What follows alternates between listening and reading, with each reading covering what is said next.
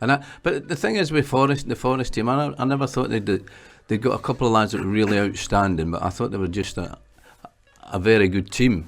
And as far as sort of ability wise, I always thought that we were just as good as them, you know. But obviously they had a bit of success and stuff like that. But I think that season that we played, I think. There's a strange thing about football legends. The world remembers them for moments, not for what comes after. A single flash of brilliance can echo for decades, replayed, analysed, celebrated, while the rest of their life quietly disappears into the background. And for Willie Carr, that moment came in the form of something so unusual, so unexpected, that it almost felt unreal. A flick, a split-second decision, the infamous donkey kick that would cement his name in football history forever. But what no one tells you is what happens after the cheers stop, after the stadium empties, after the man behind the moment has to return to a world that no longer sees him the same way. Because the truth is, the most difficult part of being remembered is learning how to live when the memory is all people see. When Carr walked away from professional football in 1988, there was no dramatic ending, no emotional farewell broadcast across the world, no grand ceremony marking the end of an era, just a quiet exit. One day, he was part of the game, and the next, he wasn't. And that kind of transition hits differently than people expect. Because football doesn't just give you a career, it gives you an identity. It defines your routine, your purpose, your sense of belonging.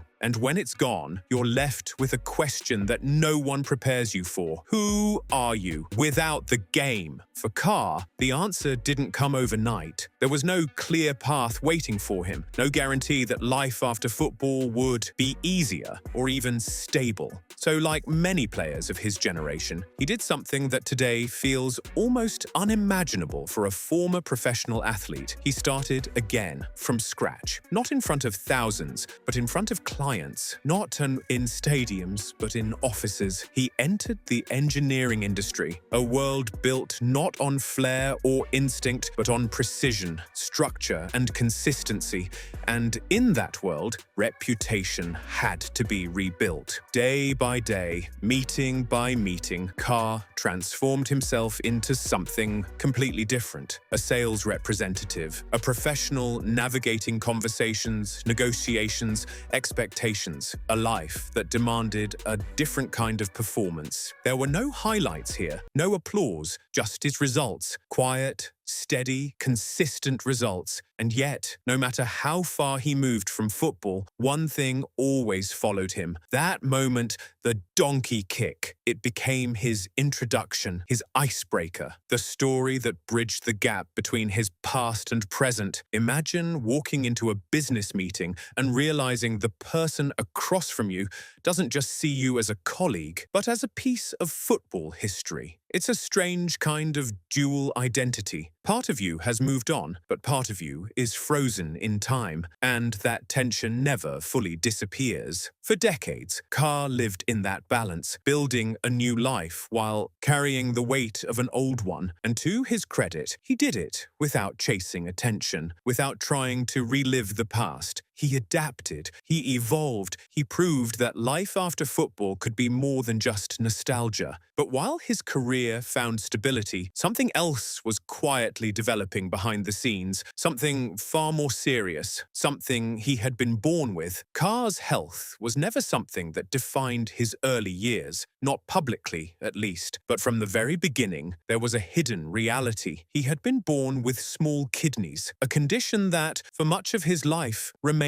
manageable, something that existed in the background, not the foreground. But time has a way of changing things, and eventually the background becomes impossible to ignore. As the years passed, that condition began to take control, not suddenly, not dramatically, but gradually, quietly, in a way that makes it even more unsettling. Because when something builds slowly, you don't always realize how serious it's becoming until it's too late to ignore. And for Carr, that moment came when normal life was no longer possible, when routines had to change, when the body began demanding attention in ways it never had before. And suddenly, the man who had once played at the highest level of football found himself facing a challenge that couldn't be trained for. Daily dialysis, a word that doesn't just describe treatment, but a lifestyle, a routine that reshapes everything: your time, your energy, your freedom, your sense of normality. It's not something you do once and forget. It becomes part of your existence. Day after day, week after week, a constant reminder that your body is no longer functioning the way it should. For a full year, that was Carr's reality. And this is where the story shifts, because this isn't about football anymore. This is about survival. There's no crowd cheering during moments like this, no recognition, no headlines celebrating resilience, just quiet endurance, the kind that most people never see, the kind that doesn't get replayed or remembered in highlight reels. But in many ways, it's far more significant than anything that happened on the pitch, because this is where true strength is tested, not in moments of glory, but in moments of uncertainty. And then, just when the situation felt like it couldn't stretch any further, something changed. A call, a moment, a decision that would alter everything. On January the 6th, 2019, his birthday, Carr received a kidney transplant. Think about that for a second. The same day that marks another year of life became the day that saved it. Second chance. But second chances come with their own challenges, because survival doesn't mean the battle is over. It just means you've been given the opportunity to keep fighting. And that's the part people rarely talk about, the moment after survival.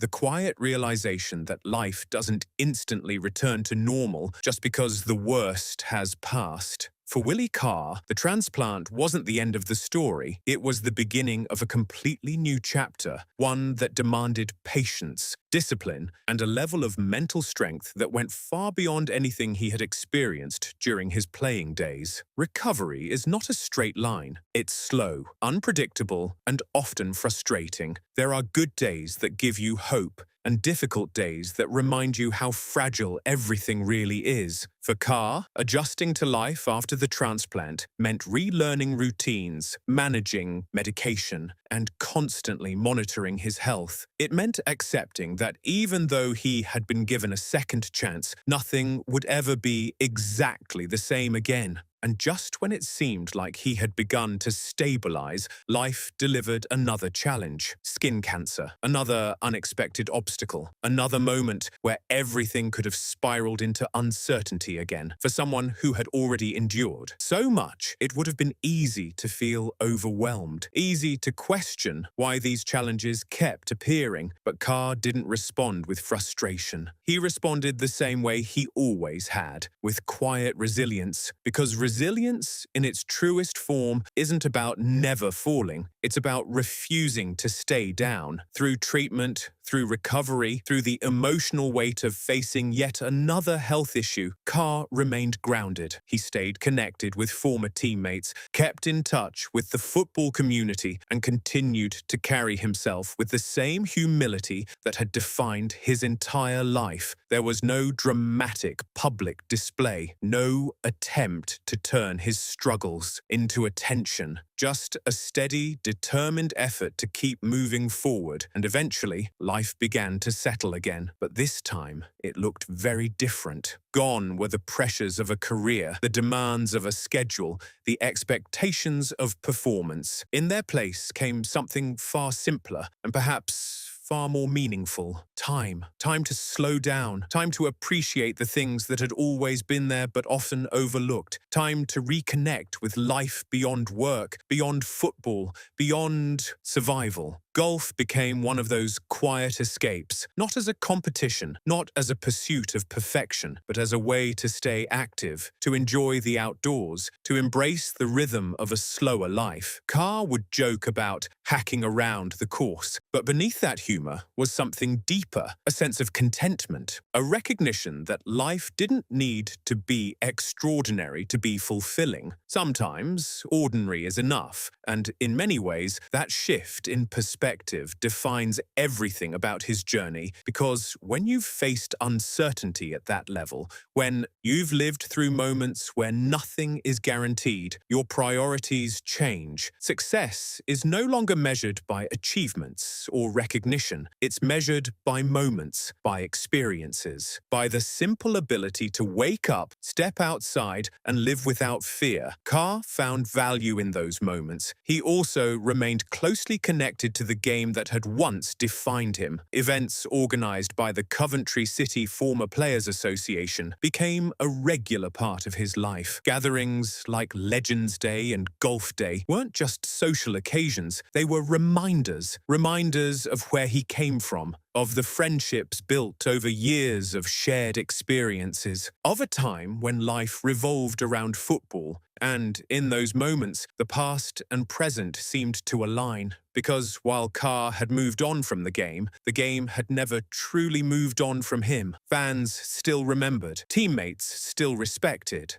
him. Stories still circulated. And of course, that one moment, the donkey kick, still found its way into conversations. It's almost impossible to escape something so iconic. But what's remarkable is how Carr carries it. Not with ego, not with pride, but with quiet acceptance, because he understands something that many don't. A moment can define how people remember you, but it doesn't define who you are. And that distinction matters. Behind the highlight, behind the memory, behind the reputation, there's a person who lived an entire life beyond that single second of brilliance, a life filled with work, challenges, family, health battles, recovery, and growth. A life that never made headlines, but in many ways was far more meaningful than the one that did. And at the center of that life is family. Carr lives with his wife, Tess, surrounded by children and grandchildren who know him not as a footballer, not as a legend, but as something far more important. A husband, a father, a grandfather. Roles that don't come with applause, but carry a weight and significance that no stadium ever could. This is the part of the story that often gets overlooked because it doesn't fit into a highlight reel. It